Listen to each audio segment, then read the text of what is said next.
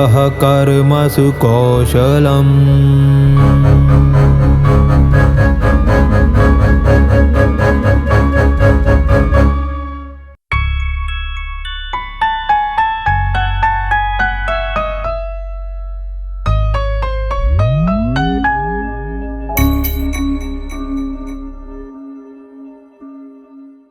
हरिओम। दोस्तों, दुर्योधन अपने गुरु द्रोणाचार्य से कौरव सेना के महान सैनिकों के बारे में बताने के बाद दोनों सेनाओं की तुलना करता है और कहता है, भीष्म द्वारा रक्षित हमारी सेना सब प्रकार से अपरिमित है तथा भीम द्वारा रक्षित उन लोगों की सेना सब प्रकार से परिमित है।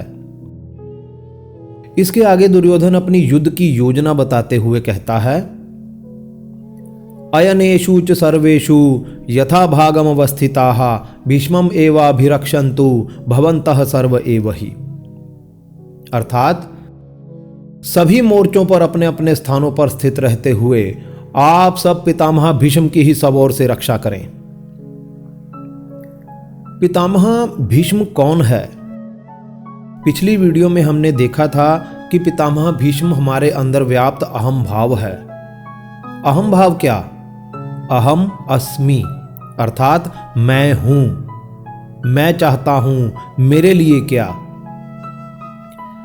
जब तक ये मैं हूं विद्यमान है तब तक ही यह इंद्रियां तथा मन युक्त शरीर है।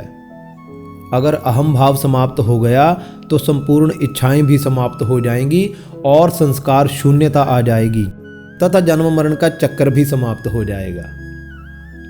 कितना शक्तिशाली है ये अहम भाव। यही दुर्योधन की चिंता का विषय था, जिसके कारण उसने कहा कि आप सब मोर्चों पर स्थित रहकर सब ओर से पितामह भीष्म की ही रक्षा करें। इसके आगे संजय कहता है, तस्य संजनयन हर्षम कुरु वृद्धः पितामहः सिंहनादम विनद्युच्चैः शंखम दध्मो प्रतापवान। तब कुरुवंशियों के वयोवृद्ध परम प्रतापी पितामह भीष्म ने दुर्योधन के हृदय में हर्ष उत्पन्न करने के लिए सिंह की सी गर्जना के समान उच्च स्वर में महाशंख बजाया। शंख की ध्वनि ओम के उच्चारण के रूप में हमारे अंदर वह स्पंदन पैदा करती है जिससे हमारी चेतना का स्तर बढ़े तथा हम उच्च चेतना की ओर अग्रसर हों। महाभारत के युद्ध में कौरवों तथा पांडवों दोनों सेनाओं के महान पराक्रमियों द्वारा शंखों की ध्वनियां हुई, परंतु कौरवों के द्वारा की गई शंख ध्वनि से भय पैदा होता है जो प्रकृति में विद्यमान है, तथा पांडवों द्वारा की गई शंखों की ध्वनि से धैर्य, उत्साह तथा पराक्रम पैदा होता है, जो हम आगे के श्लोकों में देखेंगे। कैसा था ये कौरवों के द्वारा किया गया सिंहनाद? इसके विषय में संजय कहता है, ततः शंखाश्च भैर्यश्च पणवाणक गोमुखाः सहसेवाभ्य हन्यन्त सशब्दस्तुमलो अभवत्।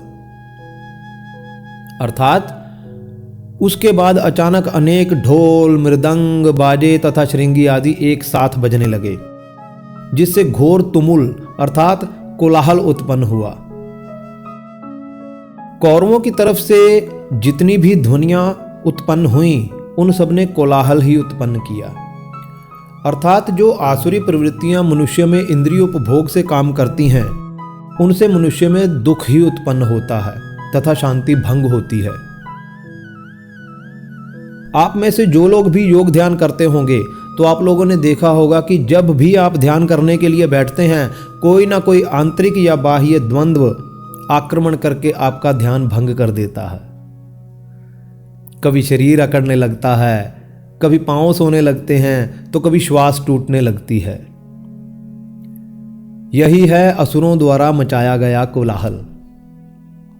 इन असुरों पर विजय पाने के लिए शारीरिक तथा मानसिक संतुलन आवश्यक है, जो दीर्घ काल तक श्रद्धा तथा भक्तिपूर्वक अभ्यास तथा वैराग्य से आता है। इसके आगे पांडव सेना के महारथियों द्वारा बजाए गए शंखों का विवेचन है, जो हम अगली वीडियो में देखेंगे। हरिओम।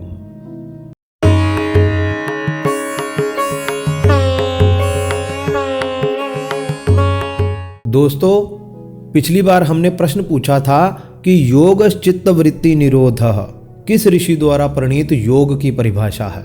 ए महर्षि पतंजलि, बी वेदव्यास, सी श्री कृष्ण तथा डी कपिल मुनि।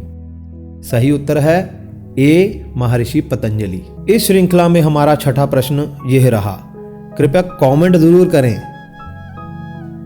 प्रश्न है, श्री राम के पिता राजा दशरथ थे, राजा दशरथ के पिता का क्या नाम है?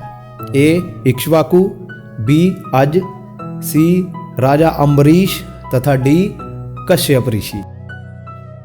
हरिओम।